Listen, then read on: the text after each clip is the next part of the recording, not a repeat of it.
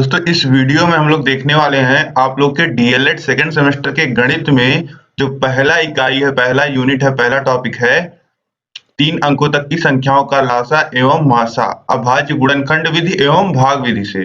दोस्तों यह यूनिट हम पूरा देखने वाले हैं इस वीडियो में और इसमें आपको लासा और मासा 2 विधियों से निकालना सीखना है। एक तो आपका है गुणनखंड विधि और दूसरा है भाग विधि।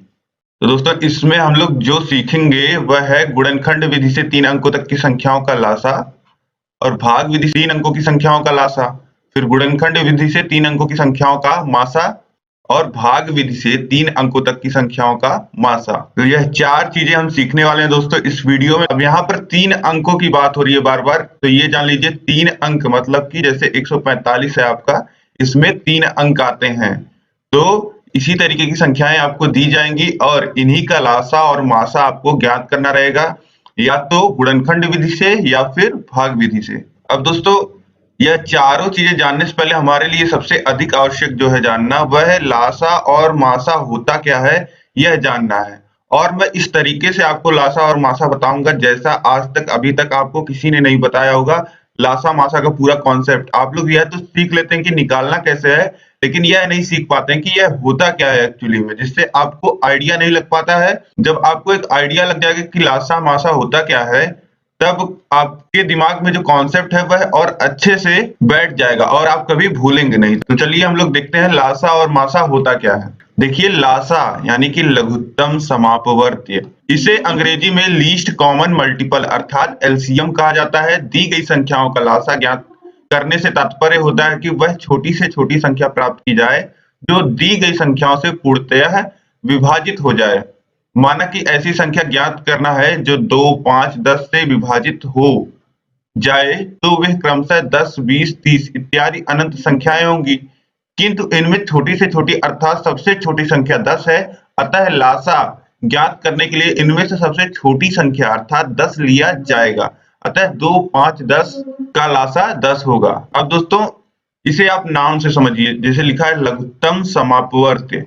अपवर्त्य क्या होता है? आपका गुणज होता है। और समापवर्त्य क्या होता है? जो गुणज दी गई संख्याओं में दोनों में उपस्थित होते हैं उसे हम लोग समापवर्त्य बोलते हैं। और लघुत्तम जो समापवर्तियों में सबसे छोटा हो। और इंग्लिश में आप समझना चाहें तो देखिए, जो भी दी गई संख्याओं के मल्टीपल हैं उनमें जो कॉमन है, और कॉमन मल्टीपल में जो सबसे छोटा मल्टीपल है वह जो होता है वह हमारा होता है लीस्ट कॉमन मल्टीपल। जैसे यहाँ पे आपको देखने को मिल रहा है 2, 5, 10 का हमें लासा अगर हम निकालते हैं तो हमें मिलता है 2, 5, 10 का अगर हम लासा निकालते हैं तो हमें 10 मिलता है। कैसे मिलता है? देखिए 2 के जितने मल्टीपल हैं, 2 के मल्टीपल 2, 4, 6, 8, 10, 12 इस तरीके से हैं। और 5 के मल्टीपल 5, 10, 15 इस तरीके से हैं। और फिर देखिए 10 के मल्टीपल 10, 20 इस तरीके से। तो अब देखेंगे आप लोगों को जो इन तीनों संख्याओं का लासा जब निकालना है 2, 5 और 10 का, तो इसमें आप देखेंगे कि कॉमन क्या मिल रहा है आप लोगों को। देखिए यहाँ पे 10 इसमें भी आ रहा है, इसमें भी आ रहा है, 5 में भी और 10 में भी आ रहा है। तो यह जो हो जाएगा वह कॉमन मल्टीपल हो जाएगा। अब कॉमन मल्टीपल में यह सबसे छोटा होगा क्योंकि इसके बाद जब मिलेगा तो 20 मिलेगा या फिर 30 मिलेगा, तो यह सबसे छोटा है, इसलिए जो है यह जो है वह लीस्ट कॉमन मल्टीपल है। अब दोस्तों आपको समझ में आ गया होगा कि किसी भी दी गई संख्याओं का एलसीएम लासा क्या होता है। उन संख्याओं का आप टेबल पहाड़ा लिख लीजिए। पहाड़ा जब आप लिख लेंगे तो उसमें जो कॉमन संख्याएं मिलेंगी और उसमें जो सबसे छोटी संख्या होगी वह जो होगी वह हमारी एलसीएम होगी। अब दोस्तों लासा आपको समझ में आ गया। अब हम लोग मासा समझ लेते हैं। देखिए मासा से तात्पर्य होता है महत्तम समापवर्त्य। इसे अंग्रेजी में हाईएस्ट कॉमन फैक्टर अर्थात एचसीएफ कहा जाता है। दी गई संख्याओं के मासा ज्ञात करने से तात्पर्य है कि वह बड़ी से बड़ी संख्या ज्ञात की जाए जो दी गई संख्याओं को पूर्णतः विभाजित कर दे। उदाहरणार्थ ऐसी संख्या ज्ञात करना जो 8, 16, 24 से पूर्णतः विभाजित कर दे, तो वह 2, 4, 8 संख्याएं होंगी, किंतु इसमें बड़ी संख्या सबसे बड़ी केवल 8 है। अतः संख्याओं 8, 16, 24 का मासा 8 है। अब दोस्तों मासा में देखिए क्या है, मासा के नाम से आप जब समझेंगे महत्तम समापवर्तक। अपवर्तक क्या होता है दोस्तों, जो भी संख्या दी गई होती है उसको जो संख्याएं विभाजित करती हैं वही उसकी अपवर्तक कहलाती हैं। और समापवर्तक जो दी गई संख्याओं में अपवर्तक सब में होते हैं उसे हम समापवर्तक कहते हैं। और महत्तम समापवर्तक जो उन सभी अपवर्तकों में सबसे बड़ा हो, और इसे इंग्लिश के नाम में समझते हैं। देखिए जो भी दी गई संख्याएं हैं उनके जो फैक्टर कॉमन हैं, और उन कॉमन फैक्टर्स में जो सबसे बड़ा फैक्टर है उसे हम लोग हाईएस्ट कॉमन फैक्टर एचसीएफ बोलते हैं। अब जैसे यहाँ पे उदाहरण दिया गया है, इसी से आप समझिए 8, 16, 24। अब ये संख्याओं का अगर हमें मासा ज्ञात करना है तो कॉन्सेप्ट से आप जब समझेंगे तो देखिए 8, 16, 24 के फैक्टर आपको लिखने हैं। वे संख्याएं लिखनी है 8, 16 और 24 की जो इन्हें डिवाइड करते हैं। तो 8 को 2 भी डिवाइड करता है, 4 भी डिवाइड करता है और 8 खुद। और 16 को इसी तरीके से लिखेंगे तो 2, 4, 8 और 16। और 24 को इसी तरीके से आप लिखेंगे तो 2, 4, 6, 8 और 24 खुद। तो इन सभी में आपको क्या दिख रहा है, इन सभी में आपको दिख रहा है कि समापवर्तक जो होगा वह तो आपका 2, 4 और 8 यह तीनों ही समापवर्तक होगा। लेकिन जो महत्तम समापवर्तक सबसे बड़ा जो समापवर्तक होगा वह 8 होगा। सबसे बड़ा जो आपको दिख रहा है वह 8 दिख रहा है। तो सबसे बड़ा फैक्टर हमें निकालना होता है हाईएस्ट कॉमन फैक्टर में, मासा में। तो आपको अब मासा समझ में आ गया होगा दोस्तों। अब दोस्तों हमने देख लिया कि लासा मासा एक्चुअली में होता क्या है, इनके पीछे कॉन्सेप्ट क्या होता है। अब हम लोग जब सॉल्व करेंगे तो हमें और अच्छे से समझ में आएगा। अब हम दोनों विधियों से देख लेते हैं कि आप लासा और मासा निकालते कैसे हैं 3 अंकों तक की संख्याओं का। तो देखिए सबसे पहले हमें देखना है गुणनखंड विधि से 3 अंकों तक की संख्याओं का लासा। इसी को दोस्तों हम लोग अभाज्य गुणनखंड विधि भी कहते हैं। अब देखिए यहाँ पे हमें क्या ज्ञात करना है, यहाँ पे हमें 117, 221 और 234 का लासा ज्ञात करना है, मतलब एलसीएम निकालना है। तो जैसा कि इसमें लिखा हुआ है अभाज्य गुणनखंड, तो दोस्तों अभाज्य गुणनखंड को आप समझिए, जैसे अभी किसी संख्या का अगर गुणनखंड लिखने को कहता है तो जैसे अब 8 है, 8 का अगर गुणनखंड हमें लिखने को कहता है तो इसे हम लोग 2 गुणे 4 लिख सकते हैं। तो यह जो हो जाएगा यह 8 का गुणनखंड हो जाएगा। अब अभाज्य गुणनखंड अगर हमें लिखना है तो हमें 8 को ऐसी संख्याओं में तोड़ के लिखना है कि जिन संख्याओं में हम उसे लिख रहे हैं वह संख्याएं अभाज्य हों। अब देखिए यहाँ पर 2 तो अभाज्य संख्या थी, 2 गुणे 4 हमने 8 को लिखा था जिसमें 2 अभाज्य संख्या थी, लेकिन 4 जो है वह भाज्य है, वह 2 से कट जाता है। तो 4 को हम 2 गुणे 2 भी लिख सकते हैं। तो इस तरीके से अगर हम लिखना चाहें 8 को अभाज्य गुणनखंड के रूप में तो 8 को हम लोग लिखेंगे 2 गुणे 2 गुणे 2। तो सबसे पहला स्टेप यही होता है, आपको सभी संख्याओं को, जिन भी संख्याओं का हमें लासा ज्ञात करना है उन संख्याओं का हमें अभाज्य गुणनखंड लिख लेना होता है। अब कई लोग को यह नहीं पता होगा कि अभाज्य गुणनखंड हम लोग निकालते कैसे हैं, तो चलिए हम लोग देख लेते हैं अभाज्य गुणनखंड हम लोग निकालते कैसे हैं। देखिए यहाँ पे जैसे दिया हुआ है 117। अब मान लीजिए इसी का हम लोगों को अभाज्य गुणनखंड निकालना होता तो सबसे पहले हम लोग ऐसे लिख लेते हैं 117 को। अब 117 को देखिए सबसे पहला अभाज्य संख्या क्या होती है, 2। तो 2 से अगर हम लोग काटना चाहें इसको 117 को तो देखिए यह एक ऑड संख्या है, विषम संख्या है, तो 2 से तो कटेगी नहीं। अब हम लोग ट्राई करते हैं 3 से। तो 3 से देखिए 3 त्रिक का 9 और बचेगा 2, तो 3 लिख लेते हैं, फिर 2 बचा, फिर यहाँ हो गया 27 और 27 3 से कटता है 9 बार में, तो यहाँ पे आ जाएगा 39। देखिए 3 से कट गया, फिर देखते हैं कि यह 3 से कटेगा। हाँ 3 से कटेगा, देखिए 3 एकन्नम 3, एक बार जाएगा, फिर उसके बाद 3 बार 13।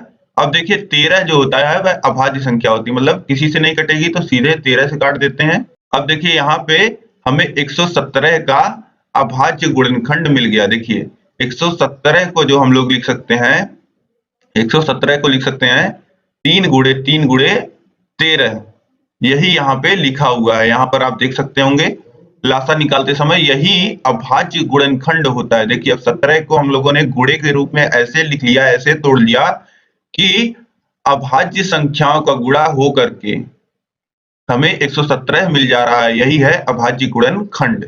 अब देखिए यहाँ पर 117, 221 और 234 का लासा हमें ज्ञात करना है। तो सबसे पहला स्टेप हमने क्या किया, हमने अभाज्य गुणनखंड के रूप में इन तीनों को लिख लिया। जैसे मैंने आपको बताया उसी तरीके से भी आप निकाल सकते हैं, अगर आप डायरेक्टली नहीं सोच पा रहे हैं कि हमें क्या लिखना है। तो इस तरीके से जब आप लिख लेंगे तो अब आपको क्या करना है, देखिए अब दूसरे स्टेप में हमें क्या करना है, सभी संख्याओं के अभाज्य गुणनखंडों को देखकर सबसे छोटा गुणनखंड चुनिए। वह जिस संख्या में सबसे अधिक बार आया हो उसे उतनी बार लिखिए। अब देखिए यहाँ पर जितने भी गुणनखंड हुए हैं अभाज्य गुणनखंड, उनमें हमें सबसे छोटा गुणनखंड देखना है। तो सबसे छोटा अगर आप देखेंगे तो सबसे छोटा यहाँ पे 2 आपको दिख रहा है। अब यही कह रहा है कि यहाँ पे सबसे छोटा गुणनखंड जो है वह सबसे अधिक बार किसमें आया है वही आपको लिख लेना है। तो यह लिखने में हमें आसानी होती है जब हम इसको इस प्रकार से लिख लेते हैं। देखिए 3 गुणे 3 गुणे 13 है, तो इसे हम बराबर लिख सकते हैं 3 के घाते 2 गुणे 13, इस तरीके से लिख सकते हैं क्योंकि 3 2 बार आया तो 3 के घात 2 चढ़ा देंगे और गुणे 13। अब 221 को तो इसी तरीके से लिख सकते हैं 13 गुणे 17, इसमें कुछ परिवर्तन हम लोग नहीं करेंगे। तो 13 गुणे 17 और 234 में देखिए 2 एक बार, 3 2 बार, फिर 13, तो ये हो जाएगा 2 गुणे, यहाँ पर 3 के घाते 2 गुणे 13। अब देखिए सबसे छोटा अभाज्य गुणनखंड जो यहाँ पे हमें मिल रहा है वह मिल रहा है 2 का। तो जब आप लोग लासा लिखेंगे तो लासा लिखते समय आप सीधे लिखिएगा 2, फिर इसके बाद फिर यही हमें करना है। देखिए तीसरा स्टेप, फिर अब हमने सबसे छोटा जो है वह लिख लिया। अब इसके बाद जो बड़ा है उसको लिख लेते हैं। इसके बाद देखिए 3 बड़ा है, इसके बाद 3, 2 के बाद 3 आ रहा है, तो 3 के जो सबसे बड़ी घात है, जो सबसे अधिक बार आया वह हमें लिख लेना है। तो 3 के घाते 2, फिर देखिए इसके बाद 13 आ रहा है तो हमें 13 लिख लेना है, और 13 के बाद इसी तरीके से 17 आ रहा है तो 17 लिख लेना है। अब 13 की सबसे बड़ी घात 1 थी तो इसलिए हम लोगों ने 13 एक बार लिखा है और 17 एक बार। अब देखिए इसी को हमें गुणा कर लेना है और गुणा करने के बाद हमें मिल जाएगा 3978। यही हमारा लासा हो जाएगा 117, 121 और 234 का। तो यह हो गया हमारा गुणनखंड विधि से लासा निकालना। अब देखिए यहाँ पे दूसरा उदाहरण भी है 117, 884 और 918 का लासा ज्ञात कीजिए। वही गुणनखंड विधि से हमें निकालना है। तो 117 को देखिए हमने लिखा था 3 गुणे 3 गुणे 13, अब 3 के घाते 2 गुणे 13। अब देखिए 884 को हम लोग लिख सकते हैं 2 गुणे 2 गुणे 13 गुणे 17। अब 2 2 बार आया तो 2 के घाते 2 गुणे 13 गुणे 17। अब 918 को 2 गुणे 3 गुणे 3 गुणे 3 गुणे, यहाँ पर 13 लिखा है, यहाँ पर 17 होगा। फिर इसको हम लोग लिख सकते हैं 2 एक बार तो 2 गुणे 3, 3 बार है तो 3 के घाते 3 गुणे 17। अब हमें देखना है सबसे छोटा जो गुणनखंड है, सबसे छोटा 2 है और 2 की सबसे बड़ी घात तीनों में देख लेते हैं। तो 2 की सबसे बड़ी घात है 2 के घाते 2 यहाँ पर, तो हम लोग लिख लेंगे 2 के घाते 2। अब इसी तरीके से इससे बड़ा जो गुणनखंड है वह है 3, और 3 के सबसे बड़ी घात जो है वह 3 के घाते 3 है इन तीनों संख्याओं के अभाज्य गुणनखंडों में। तो गुणे में 3 के घाते 3 हो जाएगा। अब देखिए इससे बड़ा गुणनखंड कौन सा है, तो वह है 13। अब 13 के घाते 1 सबसे बड़ा दिख रहा है हमें, तो गुणे 13। फिर 17, 17 भी केवल एक बार है तो गुणे 17। अब इन सभी का गुणा कर लेंगे तो आपको मिल जाएगा 23,868। यही हमारा लासा हो जाएगा। अब यहाँ दोस्तों हमने 2 एग्जाम्पल के थ्रू देख लिया कि हमें लासा कैसे निकालना होता है अभाज्य गुणनखंड विधि से। अब देखिए हम लासा निकालना सीखेंगे भाग विधि से लासा कैसे निकालते हैं। चलिए देखते हैं। अब जैसे यहाँ पे दोस्तों दिया हुआ है 121, 286 और 418 का लासा ज्ञात कीजिए। तो सबसे पहले इस प्रकार इसे हम लोग लिख लेते हैं। देखिए 121, 286, 418 को हमने लिख लिया। अब सबसे पहले हम लोग देखते हैं कि इसमें जो संख्याएं दी हुई हैं वह 2 से कट रही हैं कि नहीं। अब देखिए स्टेप हम लोग विधि देख लेते हैं। यहाँ पे देखिए सर्वप्रथम कम से कम 2 संख्याओं में उभयनिष्ठ सबसे छोटी अभाज्य संख्या से सभी संख्याओं में भाग देते हुए भागफल उन संख्याओं के ठीक नीचे लिख लेते हैं। जिस संख्या में भाग नहीं जाता उसे नीचे यथावत लिख देते हैं। इस क्रिया को तब तक करते जाते हैं जब तक किसी संख्याओं के नीचे सह अभाज्य संख्याएं ना आ जाए। इस प्रकार सभी भाजक संख्याओं तथा अंतिम पंक्ति की सह अभाज्य संख्याओं का परस्पर गुणा करके उभयनिष्ठ लासा प्राप्त कर लेते हैं। तो देखिए यहाँ पे हमें यही सारे स्टेप्स करने हैं। सबसे पहले हमें देखना है कि 2 से संख्याएं कट रही हैं कि नहीं। तो जब हम 2 से भाग देंगे तो हमें 121 तो कटेगा नहीं, तो 121 को ऐसे ही लिख लेंगे, और 286 कटेगा तो 286, 143 बार में कटेगा तो 143, और 418 कटेगा 209 बार में तो 209। अब देखेंगे कि ये संख्याएं जो हैं वह 3 से कट रही हैं कि नहीं। तो 3 से यह संख्याएं, इनमें से कोई भी 3 से नहीं कटेगा, ना ही 4 से, ना ही 5 से, ना ही 6 से, ना ही 7 से, ना ही 8 से, ना ही 9 से, ना ही 10 से, और ये संख्याएं सीधे कटेंगी 11 से। तो अब जब 11 से भाग देंगे तो 121 में 11 बार जाएगा, 143 में 13 बार, 209 में 19 बार। फिर देखते हैं हम लोग। अब देखिए 11 से एक बार और भाग देंगे तो यहाँ आ जाएगा 1, फिर 13, फिर 19। अब देखिए 13 और 19 दोनों ही अभाज्य संख्याएं हैं। तो अब आप चाहें तो इन्हें काट के 1 ले आ सकते हैं। यहाँ पे 13 से एक बार भाग देना होगा आपको, एक बार 19 से, लेकिन कोई मतलब नहीं है। 1 या अभाज्य संख्याएं जब हमें यहाँ पर मिल जाती हैं तो हम इसे यहीं छोड़ देते हैं, और यहाँ पर जो जिन संख्याओं से हमने भाग दिया था और यहाँ जो अभाज्य संख्याएं बची हुई हैं उनको गुणे के रूप में लिख लेते हैं। यही हमारा लासा हो जाएगा। देखिए 2 गुणे 11 गुणे 11 गुणे 13 गुणे 19, यही यहाँ पे हम लोग लिख लेते हैं। 2 गुणे 11 गुणे 11 गुणे 13 गुणे 19। अब इसका गुणा जब हम करेंगे तो हमें मिल जाएगा 59,774। यही हमारा भाग विधि से लासा हो जाएगा 121, 286 और 418 का। अब दोस्तों हमने लासा जो है वह दोनों विधियों से देख लिया है। अब हम लोग देखते हैं मासा कैसे हम लोग निकालते हैं। गुणनखंड विधि से पहले देख लेते हैं। तो देखिए यहाँ पे हमें 120, 144 और 204 का अभाज्य गुणनखंड विधि से मासा निकालना है। तो अभाज्य गुणनखंड विधि से निकालना है तो सबसे पहले हम लोग जो संख्या दी है उसे अभाज्य गुणनखंड के रूप में लिख लेते हैं। तो 120 को जब हम लोग लिखेंगे तो इसको लिखेंगे 2 गुणे 2 गुणे 2 गुणे 3 गुणे 5। इसी तरीके से 144 और 204 को लिख लेंगे। अब यहाँ पर देखिए, यहाँ पर बस थोड़ा सा अंतर है। जैसे आपने लासा में लिखा वैसे तो आपको लिख लेना है। अब जो लास्ट स्टेप है हमारा उसमें अंतर आपको देखने को मिलेगा। अब इसे अभी आप लोग उस तरीके से लिख लीजिए घातों के रूप में। तो 2 के घाते यहाँ पे 2 3 बार है, तो 2 के घाते 3 और 3 गुणे 5। अब यहाँ पर देखिए 2 4 बार आया है तो 2 के घाते 4 गुणे 3 के घाते 2, और यहाँ पर देखिए 2 2 बार आया है तो 2 के घाते 2 गुणे 3 गुणे 17। अब दोस्तों यहाँ पे हमें मासा में क्या करना होता है, हमें मासा में लासा में हमने सभी बड़ी घातों को लिया था और किसी संख्या को छोड़ा नहीं था, सबको लिखा था। लेकिन यहाँ पर आपको सबसे छोटी घात लेनी है जो कॉमन मिल रहे हैं। जैसे 2 कॉमन है सब में, तो 2 की जो छोटी घात है यानी कि 2 के घाते 2 वह हमें लेनी है। तो हम लिखेंगे 2 के घाते 2। और अब देखिए यहाँ 3 सब में है लेकिन सबसे छोटी घात यहाँ 3 की 1 है, तो इसे हम लोग लिख लेंगे गुणे 3। और फिर देखिए 5 और 17, 5 इसमें आ रहा है लेकिन इन दोनों में नहीं, और 17 इसमें आ रहा है लेकिन इन दोनों में नहीं। तो ऐसी संख्याएं जो तीनों में उपस्थित नहीं है उन्हें हम लोग नहीं लिखते हैं मासा निकालते समय। तो अब इसे हम लोग कैलकुलेट कर लेंगे, यही हमारा मासा हो जाएगा। तो देखिए 2 के घाते 2, 4 का गुणा 3 में होगा तो यह आ जाएगा 12। अब यहाँ पर हमारा जो 120, 144 और 204 का मासा हो जाएगा वह हो जाएगा 12।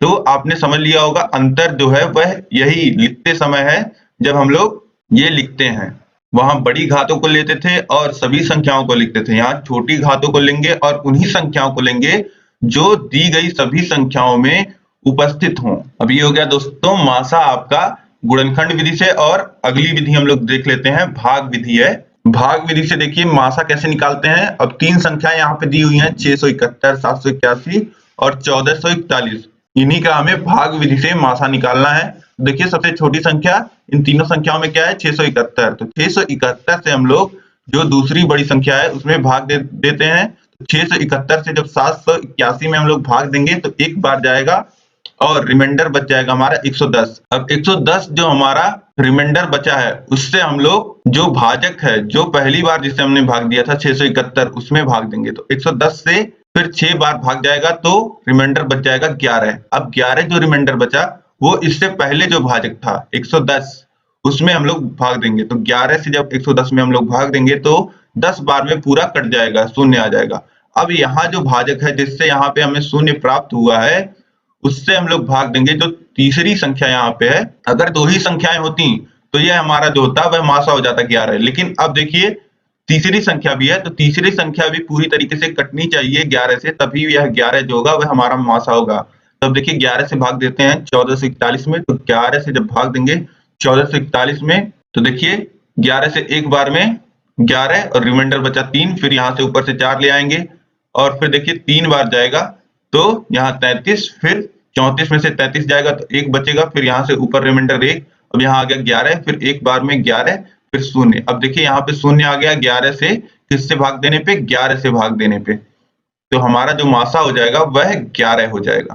अब देखिए मैंने जो आपको स्टेप बताया वही यहाँ पे लिखे होंगे। देखिए यहाँ पे सबसे बड़ी संख्या 281 में छोटी संख्या 671 से भाग दिया गया है। प्राप्त शेषफल 110 से पुनः प्रथम भाजक 671 में भाग दिया गया है। पुनः शेषफल 11 से 110 में भाग दिया गया है। शेषफल 0 आने पर भाजक 11 संख्या 161 और 781 का मासा होगा।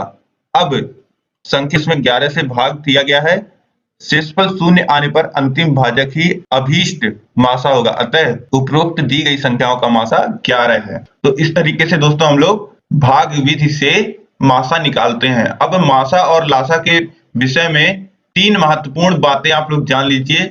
देखिए दी गई संख्याओं का लासा दी गई संख्याओं में सबसे बड़ी संख्या हो सकती है। अगर आपके पास कुछ संख्याएं दी हुई हैं और लासा पूछ रहा है तो आप निकाल लेंगे अगर, तो ऐसा हो सकता है कि जो दी गई संख्याएं हैं उनमें जो सबसे बड़ी संख्या है वही आपकी लासा आ जाए। अगर ऐसा नहीं होता है तो जो संख्या लासा निकल के आएगी उसका जो मान होगा वह प्रत्येक संख्या से बड़ा होगा। मतलब कि लासा जो होता है दोस्तों, वह लासा जो होता है आपका वह या तो बड़ा होगा या तो बराबर होगा जो आपको संख्याएं दी गई होंगी। तो जो भी संख्याएं दी गई होंगी लासा या तो बड़ा होगा या तो सबसे बड़ी संख्या जो होगी संख्याओं में उसके बराबर होगा। यह आपको समझ में आ रहा होगा। और इसी तरीके से मासा के विषय में अगर हम देखें तो दी गई संख्याओं में सबसे छोटी संख्या जो होगी वह मासा हो सकती है। यदि ऐसा नहीं है तो प्रत्येक संख्या से उसका मान छोटा होगा, यानी कि मासा जो होगा वह या तो छोटा होगा या तो बराबर होगा जो दी गई संख्या में सबसे छोटी। यहाँ पे सबसे बड़ी संख्या के बराबर हो सकता है और यहाँ पे सबसे छोटी संख्या के बराबर हो सकता है मासा, और नहीं तो फिर सभी से छोटा होगा। अब सह अभाज्य संख्याओं का मासा सदैव 1 होता है। अगर आपको अभाज्य संख्याओं का मासा निकालने के लिए दिया हुआ है तो अभाज्य संख्याओं का जो मासा आता है वह 1 आता है। क्यों? क्योंकि अभाज्य संख्याओं का अगर आप गुणनखंड लिखेंगे तो आप लिखेंगे 1 गुणे वह संख्या खुद, या तो वह संख्या अभाज्य संख्या केवल 1 या खुद से कटती हैं तो आपको जो सभी में कॉमन गुणनखंड मिलेगा वह 1 ही मिलेगा। तो अभाज्य संख्याओं का गुणनखंड सदैव 1 होता है इसीलिए। अब देखिए यहाँ पे कुछ प्रश्न दिए गए हैं। अब इन प्रश्नों को हम लोग अगले क्लास में पूरा हल करेंगे। 11 प्रश्न है यहाँ पे, इन 11 प्रश्न का हल हम लोग देख लेंगे तो हमारा जो लासा और मासा का चैप्टर है वह समाप्त हो जाएगा। एग्जाम्पल हमने देखे हैं लेकिन हम लोग जितने भी क्वेश्चन आए, जितने अधिक क्वेश्चन आप गणित में सॉल्व करते हैं उतना ही बेहतर रहता है। तो प्रैक्टिस के लिए हम इन सभी प्रश्नों को सॉल्व करेंगे अगले क्लास में। तो आप लोग अगले क्लास में कॉपी पेन लेके बैठिएगा और साथ के साथ ही सॉल्व करिएगा। और आप लोग हमेशा ही कॉपी पेन लेके बैठा करिए। आपको महत्वपूर्ण जो बिंदु लगे उन्हें लिख लिया करिए। आपको मैं बहुत कुछ बताऊंगा जो आप लिख सकते हैं और आपको ऐसे आसानी से कहीं भी देखने को नहीं मिलेगा। जिस तरीके से मैं आपको बताऊंगा उस तरीके से आपको कोई नहीं बताएगा। तो इसीलिए दोस्तों कॉपी और पेन लेके आप लोग बैठा करिए।